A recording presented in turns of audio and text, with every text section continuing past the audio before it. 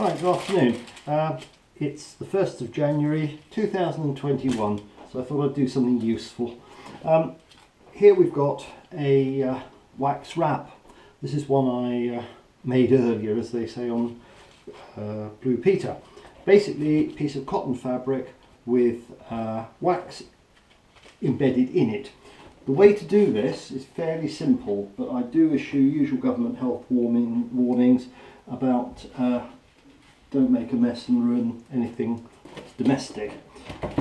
First of all, you need a good block of good quality beeswax from your own production. It smells gorgeous, and a piece of fabric.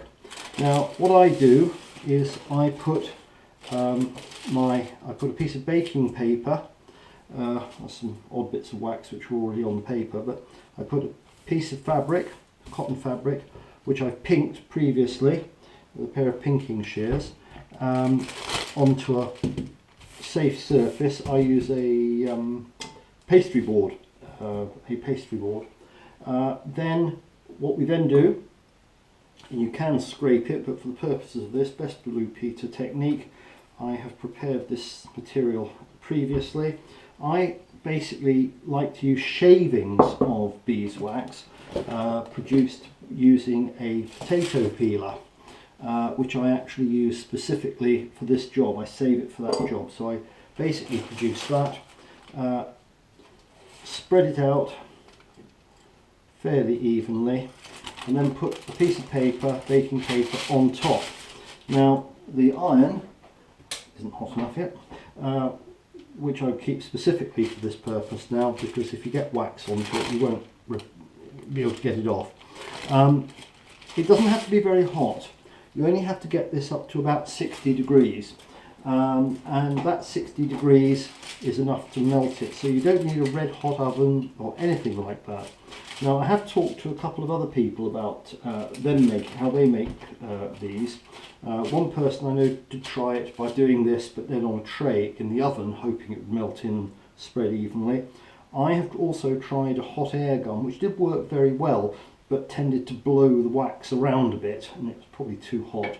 And also, I spoke to a guy called Jim Harbidge.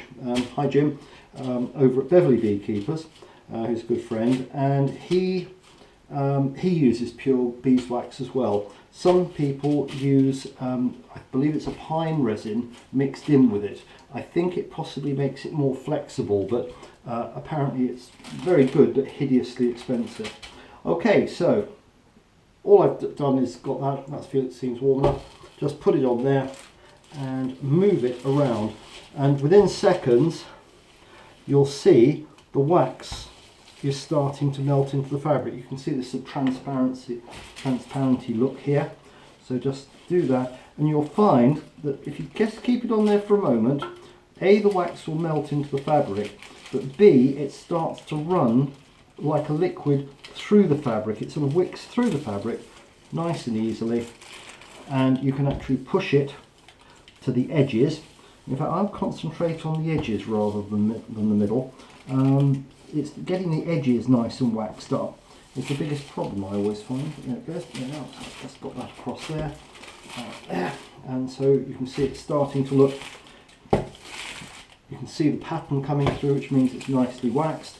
And then come over here and do this section. It doesn't take very long.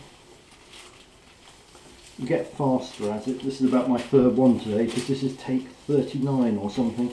Because the last take went absolutely perfectly, no mistakes. I didn't use any bad language or anything which I normally do, and then I discovered I'd shot a single picture. So here we are.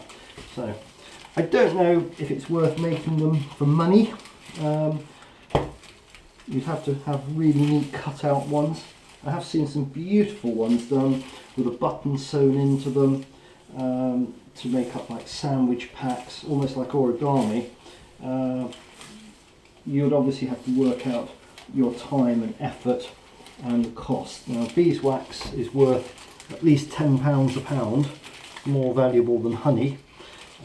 So you work out how much beeswax you've got, and you'll probably use, I should have weighed this one, probably use about half an ounce, 3/4 of an ounce for a piece this size. So obviously, as I said, you need to work out whether it's suitably remunerative to you. Now there we go. It's not looking terribly wet on this side. Oh no, there it is, it's coming now. It's flowing over. I'm sure if you really wanted to make a lot of these, you'd come up with a really efficient way of grating your stuff. Get something like a movie masher or some sort of grating machine. It's fairly awkward stuff to use. There we are. And that really is moving like it's just wicking through. Now it's nice and wet. So I'll just get it right to the edge. If ever you re-waxed a barber jacket, you'll know exactly what this feels like. Anyway, so there we are. That's all I think done. Move a bit more wax across this way. And any bits that go and get stuck between the paper, you'll just have like flakes of it, and you can put that back on for the next one. So there we are, that's done. I'll just peel it away. And there we are, there's my wax wrap, all done. Just move the paper out there. There it is, one wax wrap. It's quite warm at the moment, so just let it cool. As you can see, you've got some flaky bits along here. They'll come off when it all cools, and then you can use it. So, what do you do with them when they get old? Well, I've got one here that I started re-waxing a few minutes ago. It's an old one, and here's another one looking a bit sad. Needs a wash, so I'm not going to do this one, but it's still quite usable. It's looking old, but with a bit of wax and a hot iron between the paper, it'll look like brand new again. So there we are, making a wax wrap. Hope you enjoyed that, and I haven't sworn on this one. Okay, bye.